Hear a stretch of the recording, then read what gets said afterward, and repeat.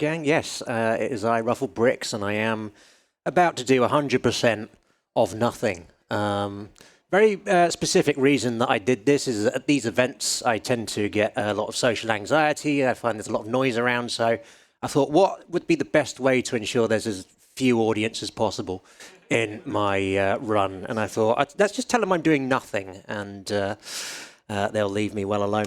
So this is a demake. This game, it is a demake of a PC game, but it has been demade for the ZX Spectrum, and this was made in 2021. So it's a very modern ZX Spectrum game, and it is basically an expansion of the original game by Joel Loves Pigs. It's been done by someone called Gogin, aka Sergei Smirnov. And yeah, we are going to basically do a 100% run, which entails collecting every single item in the game and reading every single info box in the game. There is an incentive also for me to soft lock the game. We have until Chapter 3 for that to get met. I assume it's probably not going to be made, but we have just reached 10k by the looks of it on the total. So 20k is a charm, as they say in the business. Here we go then. Let's start a run in 3, 2, 1, go. Okay, so Chapter 1, you start with nothing. We have no controls at the moment except the space bar, but we've just unlocked the ability to move to the left, and we start the hardest section of the run, at least in terms of platforming. So we have to get past these crushes. And there we are, we stopped just between the 5th and the 6th one there. That is actually surprisingly hard to get done because the controls in this are quite slippery.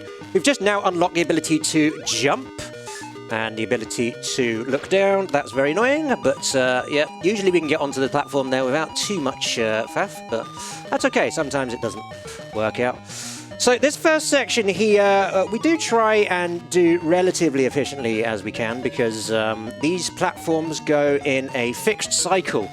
And we are going to be doing 3 laps of this level because in order to be able to capture all of the items that we need, we can't actually do all of them on the first lap, so we have to do them 3 whole circuits. So let's see how we go. So we've missed that platform as well as a result of the delay at the beginning, but that's absolutely fine. So this first chapter is all very much based on the PC version of the game, which was basically just a 1-level game. This has expanded it into a 4 levels and 3 bosses. Basically here, as you can see, we're controlling this character here, who's basically Mike from Monsters, Inc. We've just unlocked the ability to drop through very skinny platforms like that, as well as the ability to crouch, which we're going to use very shortly. And here's the reason why we need to do 3 laps of the level. So we got our first cosmetic upgrade there, the Sweet Hat. As you can see, it adds a little bit of colour to proceedings, and fortunately it doesn't have a hitbox, so we can duck under all of these balls that are being fired at us while we're sitting on this conveyor belt here. You notice that info box there said try ducking. That's just in case you thought it would be a better idea to jump over the balls here, but as you can see, we're ducking. Our character doesn't have any arms, by the way, so that's why he has to do the splits in order to duck. And we've just unlocked distracting squeaky shoe mode. Nonetheless, I will try and keep my focus during the game as we run across the crumbling platforms, past these crushers. And now we've unlocked the catchy elevator music of the game. It sounds like the girl from Ipanema, but it's legally distinguishable. Now, over we go here. We just missed a couple of items on the lift there deliberately because we're going to get those on the next lap. We've got the regular music back, and now we've got the ability to move to the right. And now, very important for speedrunning, the ability to run. So here we go, past the congratulations message, which actually in the original game was there in order to say that, hey, you've reached the end of the game. But here, it just means we're relatively near to the end of the first level. But technically not on the 100% run because we are now going to do lap number 2. So as you can see, we've just gone back to where we started, and these are the crushers that we had right at the beginning again. And now, because we've got the running ability, we can get past these crushers much easier than we could the first time round. Very nearly fell off there. We would have landed on the platform if we did, though, so maybe that would have been a good idea, but here we go, so just dropping down onto these platforms again. And these platforms are now a fair bit easier to navigate because you may remember at the first lap, we only had the ability to move to the left and jump. Now we also have the ability to move to the right, so we have a fair bit more freedom at this point, which is very useful. Jumping onto this platform here. Now, if any of you in chat, or even in the room, have got any pent-up anger to let out of your system, here we go now. We got the R mode, so everyone, please give your best R's. Thank you very much. And we just unlocked a broken radar. That's another cosmetic upgrade. As you can see it in the top left-hand corner, it does nothing for our orientation in this level. Now that we can move right and we can run, we are making shorter work of this conveyor belt here, and we're now running to the right here, which we couldn't do on the original lap. Nice little troll item there, basically just an info box that says, you got nothing. And now running past these crumbling blocks again. And we did have to actually reset the level once. Basically, every item that you get in this game acts as a checkpoint. And if you press the R button, you can reset to that checkpoint. We had to do that in order to respawn the crumbling blocks. Also, that item that we just got basically the first item in that lift shaft turns your character cyan or blue. And the second item removes the cyan effect. And I feel like this game doesn't have anywhere near as much color as it deserves in it. So we're actually going to we basically got the item that deactivates cyan mode first. And now we're going to get the item that turns our character blue on the final ascent of the lift as we go past the crushers for the last time. And here's our platform again. So I can't actually remember where we are on the cycles here, because usually if you do this section without any hitches throughout the entirety of this level, then these cycles are fixed. After that, not quite sure what happens, but just managed to avoid getting knocked off the platform there, which is very fortuitous. And here comes our connection. There we go. And this is going to go back to the right. And we've got another platform coming over here. Not going to try and be too daredevil on that one, because this is a long way back if we fail this platforming section. So up we go for the last time through this section. You may notice we also got a hunger in the bottom right-hand corner of the screen. And here's our final cosmetic upgrade. We've unlocked the fairy, who is either Navi from the Zelda games, or Navi's non-union Mexican equivalent. You tell me if you can figure them out, but basically they are going to follow us around and basically just say things like hey and listen to us. Both bits of advice that we're going to ignore for the most part in this run, because they have no real lore or wisdom to impart to us. And now we have blue mode. So as you can see, we are all fully smurfed up. And this is our last, as I say, last lap of the level before we can go into the first boss. And our hunger meter, as you can see, is ticking down very gradually in the bottom right-hand corner.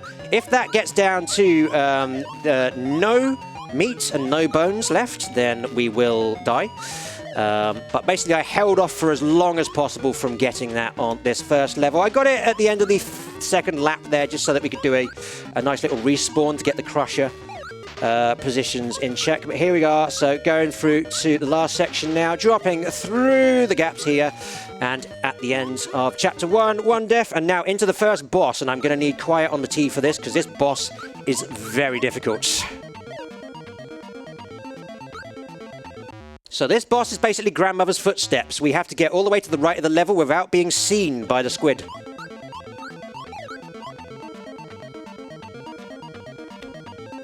And when I say seen, I mean seen moving. If we move while the eye is moving left and right, then we get killed.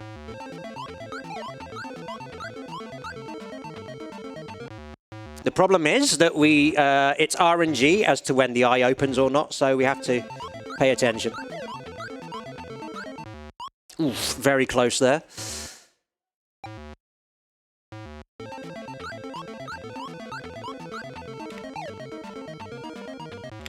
Oh, and that was unfortunate. Yeah, so you can very gradually move, but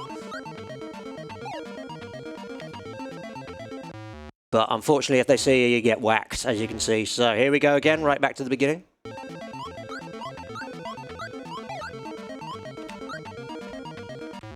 The name of this boss, by the way, is Slow and Steady Wins the Race, but you can't be too slow because your hunger meter can run out.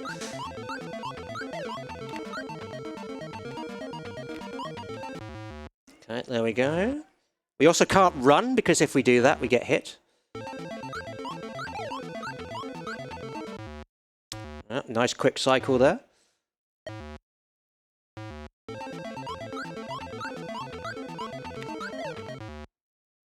As you can see, Navi is trying to reason with the boss here. That never works.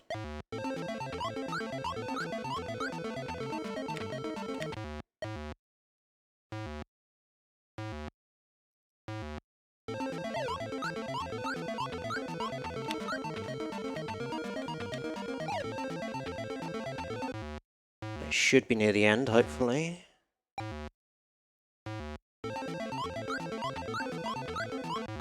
Oh, that's unfortunate.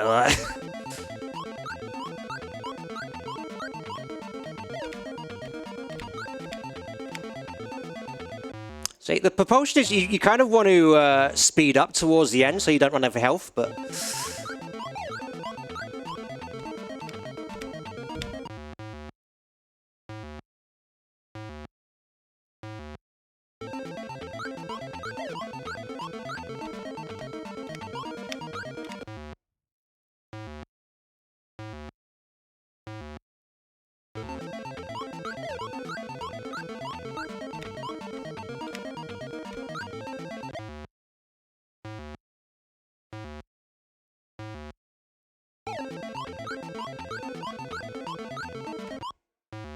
So I saw that.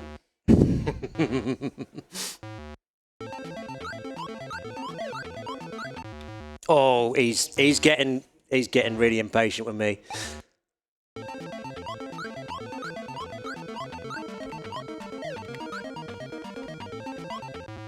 Okay, that was good. Longer cycle on that one.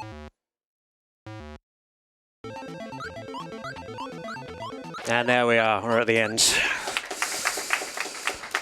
Oh, that is a horrible, horrible boss.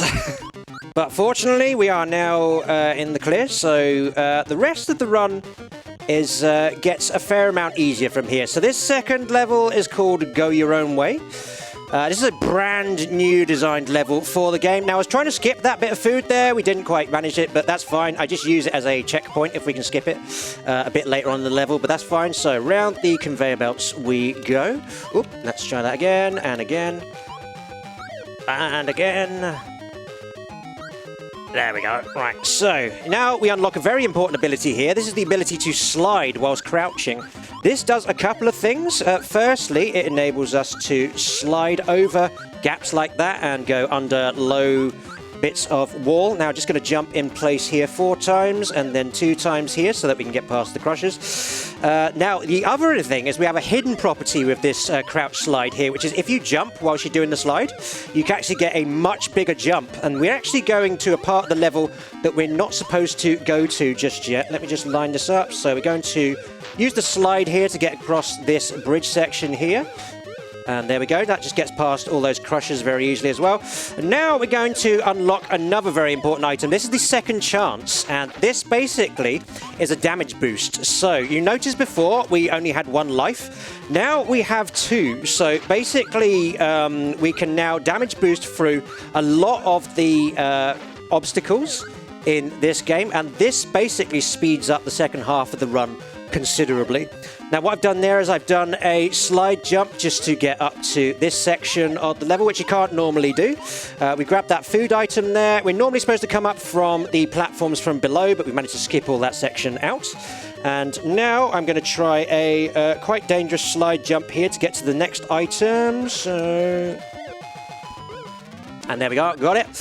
Basically, that is basically all the food items, by the way, if you haven't guessed, they basically replenish the hunger meter. And we just got a bunch of custom colors as well, so our character is now green. And we've unlocked the ability to break walls by running into them as well, which is another thing that we absolutely need. This item we do not need in any percent run, but as it's hundo, we're getting it. We've got the second eye that has now been unlocked, so we can see a little bit better. And here we've got another bit of food here. You'll notice, though, that I tend to reset at every item that I grab here. Reason I do that is because that replenishes our damage boost, and it also replenishes our health as well. Just going to slide across here. And here's why you actually need the damage boost, is for this spike pit, which you can't get past with normal jumps. And then this platforming section here, a little bit tricky, so we might have to try this one a few times. So using the damage boost to get past all these crushers onto here, and then here, and then here, and then, long jump at the end. Unfortunately, the keyboard ate my input, but that's fine. Nothing personal against this keyboard. This happens quite a lot with this game on any keyboard. So jumping over here, and then here, and then here. Oh, for heaven's sake, will you accept my jump? Right, over we go again. And then this one, this one, this one. Oh, and nudging it along here just to be safe. And there we are, we got it. And then onto the final ascent of this particular level here. And we are going to basically just climb up another selection of moving platforms here. And then this is a particularly awkward section to try and do. So let's see if we can get it. There we go. So using my damage boost to just sit on those spikes. And then we jump to the center as prompted by the info text. Go past those very VVVVVV looking spikes. And onto our second boss, La Garida del Robot Arana. This is the easiest boss in the game. We're basically just going to lure him down to the bottom of the level where there's a spike pit, and then we're going to go to the exit to the right. So, Robo, if you want to do a quick donation. In fact, you actually got a little bit more time, I think, because I might have messed this up. Yeah, because he jumped across. So, Robo. All right, let's do it. Yeah. Zet has donated $5. Thanks very much for the donation, Zet. He says, I've played the game Everything before. Are these two games opposites or something? True story. There is also a game called Something as well, and I was going to do an incentive on my stream called All the Things, where we do everything, something, and nothing all in one go. But we may still do that. Anyway, I'm guessing that the soft lock incentive has not been met. It has not. Okay, no. That's fine. So we're going to have to close that now as we go into the third level. But no worries. So basically, we are on the third level now, third chapter. This is a remix of the first level. We've just unlocked the AGD enemies, which we wouldn't normally do on an any % run because they get in the way, but we are going to have to on this occasion. And as you can see, it's the balls and conveyor belts again, but this time we're using the damage boost and the slides to get past them much quicker. We've unlocked the ability to push platforms here, which we don't actually need, but again, everything for the hundo. And then this is a massive troll item that we've just grabbed. That is extra lives, infinite lives actually, it says as the item. You may have noticed it's a modern game. We already have infinite lives. So here we go, just bashing through the wall here, and then we're going to slide across here. And we've now unlocked the Michael Jackson Moonwalk. So now the controls are reversed. So you'll notice there I am going backwards, and I'm having to adjust the way I do the controls as a result of that. That is a terrible mistake there. So let's try that. It's Ascent again. So here we go, using the crouch jump to get up here so I don't have to push that platform into place, and then jumping up. Now, this moonwalk here, this is what would have caused the soft lock in the game. We're not actually going to soft lock. I will explain how that works in a bit, but that would be the start of how we do the soft lock in this game. Now, dropping through these crumbling platforms here. A little bit of a damage tank there, but that's fine. And then we have unlocked the elevator music again. Will you stop wandering off the elevator? You need it to go higher. And here we've got a info box coming up. Long elevator, right? Now, the AGD enemies that we unlocked earlier, they are going to come into play here. And we want to try and get past all of these in one cycle. So let's see if we can do it. There we go. Yeah, and the reason we do that is so that we can use this damage boost to get past all these crushers here. Getting past those enemy cycles is pretty bad, and if you don't get it the first time round, then you basically... you're not going to have a lot of fun on that section because the cycle carries over after each reset. Now, we have basically grabbed the item that switches our controls back to normal. Now, the way we would have done the soft lock is if you skip that item, then when you get to the final level, there's a point where you actually are no longer able to progress as a result of doing that. But we will be able to on this occasion. And we're on the last section of this level now. I've just realized I think I forgot to reset on the last item, so I'm going to have to do that jump without the damage boost on the spikes, which is fine. Then the little slide jump there and jumping up to the exit at the end of Chapter 3 and on to the final boss.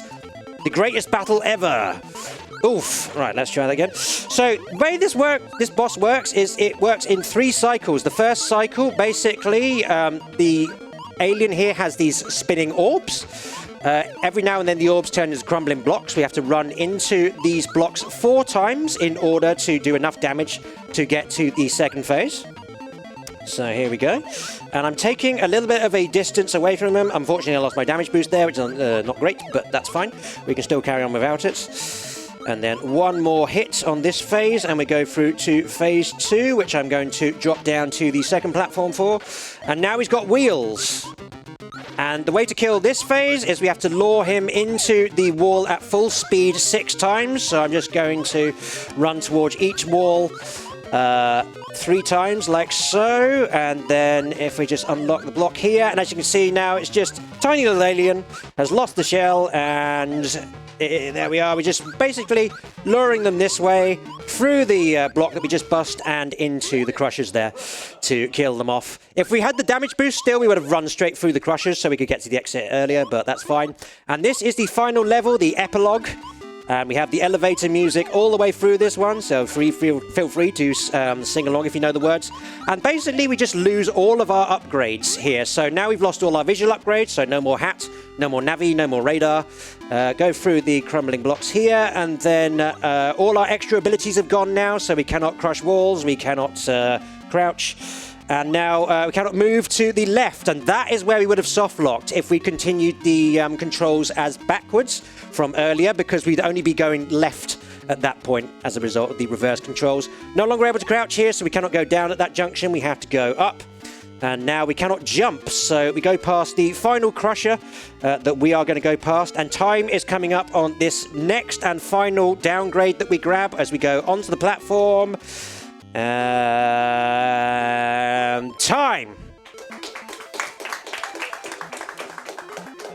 So yeah, we have now lost all ability to move. So hopefully it won't kick us in the bottom here as we go past these crushers. But basically, so this is the ending sequence. So our character, as you can see, just sits on the conveyor belt or travelator, very patiently tapping his foot, rolling his eyes.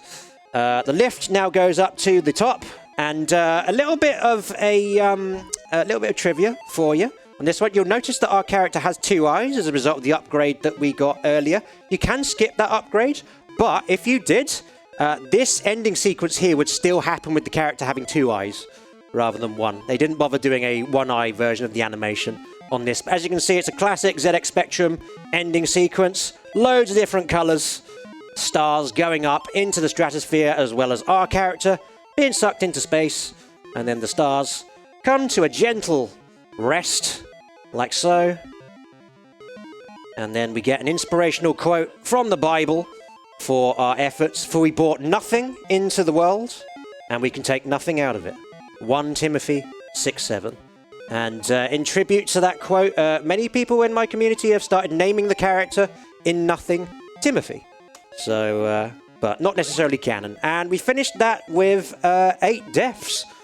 So I will, in the spirit of things, I think I will donate $1 for every death that I took in that particular run. Thank you very much, ESA, for having me on this occasion. If you are interested in the speedrunning of ZX Spectrum games, old and new, then do check out the Speedtrum Spec Running Discord server run by Digital Duck. And I've been RuffledBricks. If you want to see me playing any game with cartoony graphics, usually worms, but sometimes stuff like this, then check me out. Twitch.tv/RuffledBricks. Back to you, Robo. Brilliant. Thank you very much. We have one final donation to finish us off from Bourglois, who has donated $10 and says, I know RuffledBricks really enjoys puns about this game, so I thought really hard, but I couldn't come up with a good one. Sorry, RB, I got nothing. That's good. And with that, very appropriate reaction to a nothing pun. I think it's time to go to an intermission.